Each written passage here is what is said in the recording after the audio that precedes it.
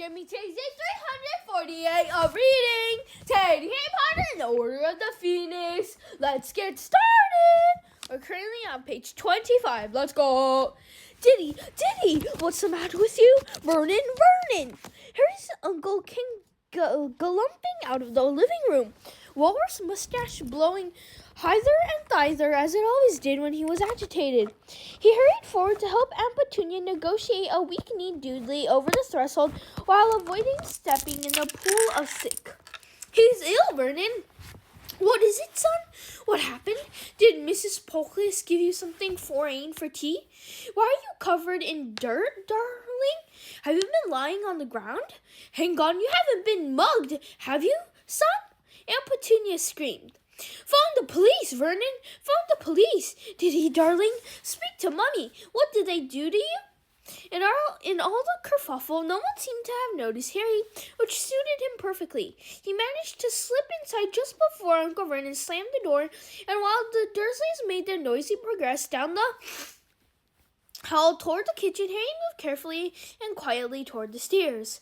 Who did it, son? Give us names. We'll get them. Don't worry. Shh! He's trying to say something. Vernon, what is it, Diddy? Tell Mummy. Harry's foot was on the bottomless stair when Dudley found his voice. Him. Harry froze, foot on the stairs, face screwed up, braced for the explosion. Boy, come here! With a feeling of mingled dread and anger, Harry removed his foot slowly from the stair and turned to follow the Dursleys. The scrumptiously clean kitchen had an oddly unreal glitter after the darkness outside. Aunt Petunia was ushering Dudley into a chair. He was still very green and clammy looking. Uncle Vernon was standing in front of the draining board, glared at Harry through tiny, narrowed eyes. What have you done to my son? He said in a menacing growl. Nothing, said Harry, knowing perfectly well that Uncle Vernon wouldn't believe him. What did he do to you? Did he? Aunt Petunia said in a quavering voice, now sponging sick from the front of Dudley's leather jacket.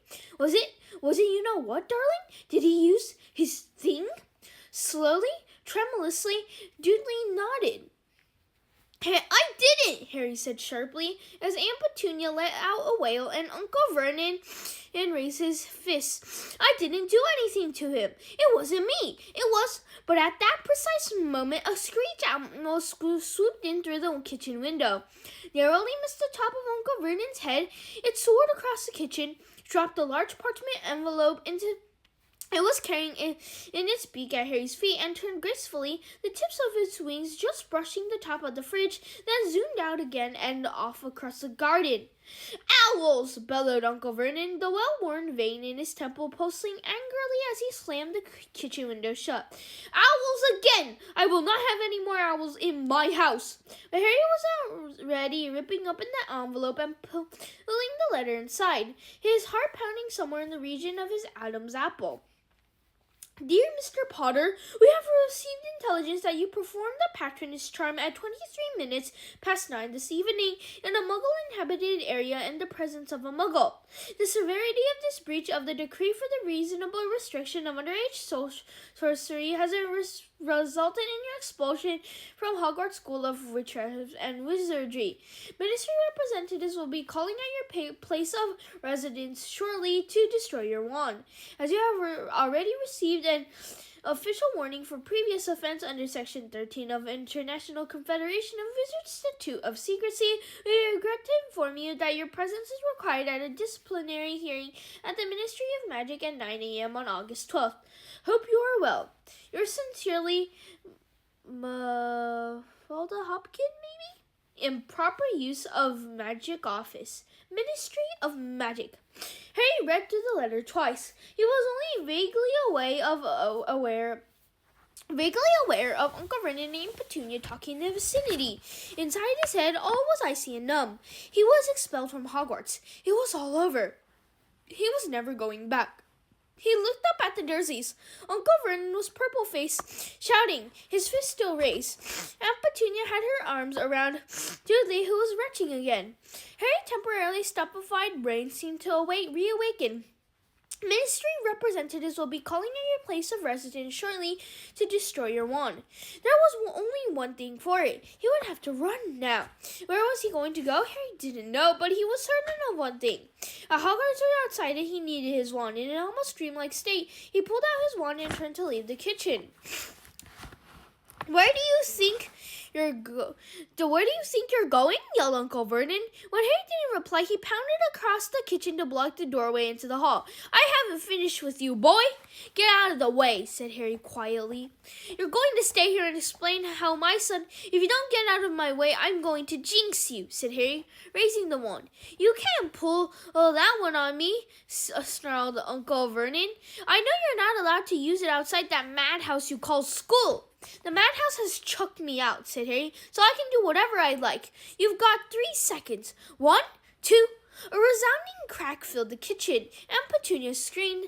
Uncle Vernon yelled and ducked, but for the 3rd time that night, Harry was staring at the source of disturbance he had not made. He spotted it at once. A dazed and ruffled-looking barn owl was sitting outside on the kitchen sill, having just collided with the closed window. Ignoring Uncle Vernon's anguished yell of owls, Harry crossed the room at a run and wrenched the window open again.